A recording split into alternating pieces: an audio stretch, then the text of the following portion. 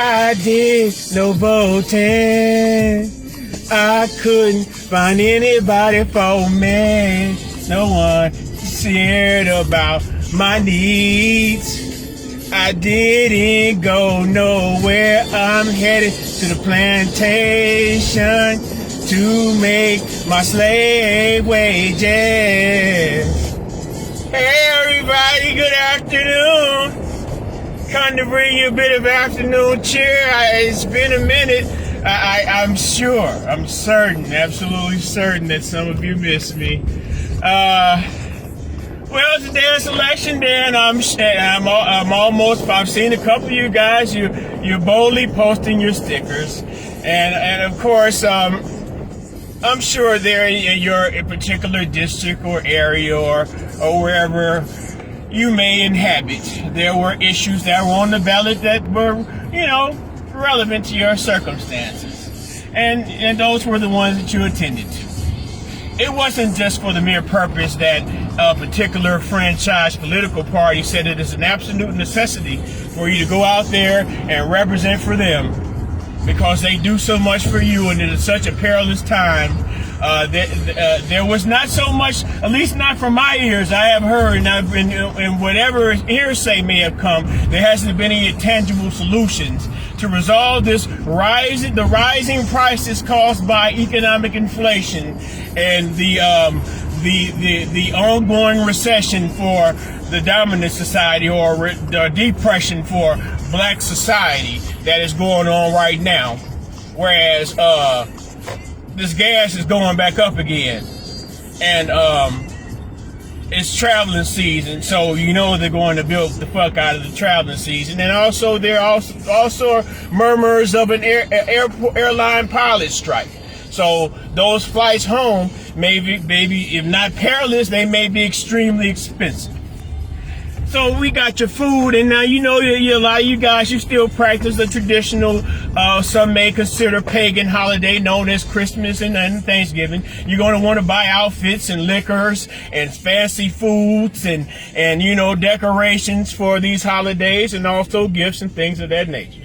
My sticker is on the window of my car. I had to pay I had to pay them twice. My apartment people, I gotta pay the park. At least I'm in a parking lot.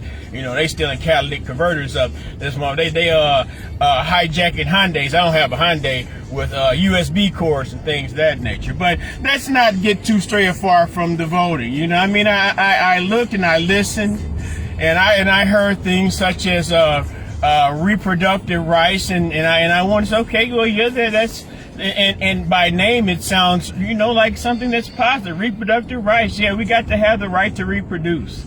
But once I listened closely, it seems to be a permission to somewhat limit the reproductive facilitation of our particular group, and it seemed like the campaign was aimed at our group. It wasn't any such thing as mortgage cost or rent cost or utility costs or grocery costs or things like that. It had to do with reproductive rights and redistricting and voting. And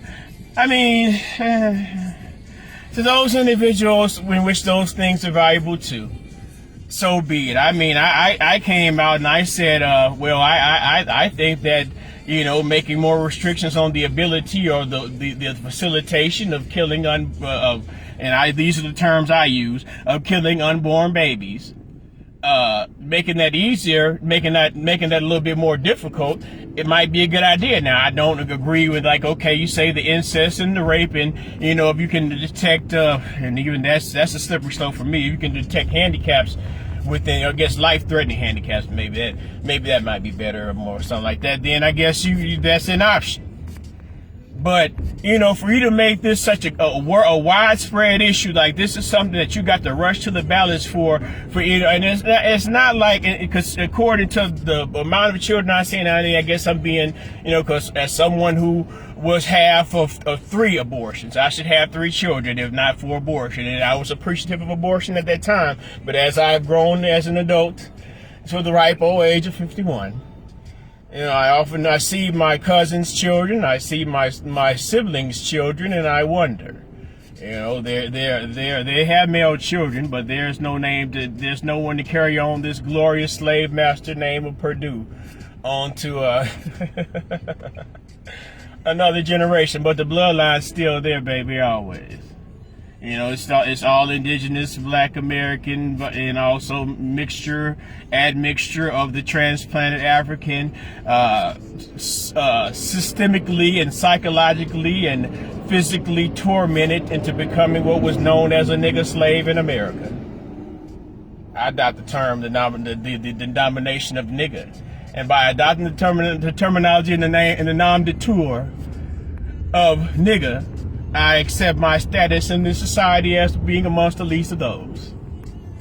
So when I see, you know, currently, if I just look at my media, you know, it's a specific group of people that facilitate or have the greatest power in media. When I look at my media and I see black male images, if not images of buck broken, tap dancing, jigaboo shaking, bojangling Negroes. I can't, because they not like me.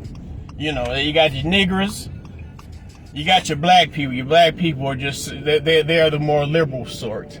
You know, and I guess, you know, if that works for you, I mean, I thought it would have worked for me, but I just started seeing, I got bro Obama, my bro got in office, and, you know, I said, well, in the least, maybe there may be a federal legislation of cannabis sativa, and somehow that might, decrease the amount of arrests in certain urban areas or things of that nature. But, you know, somehow it did get passed on the state level. But that was, you know,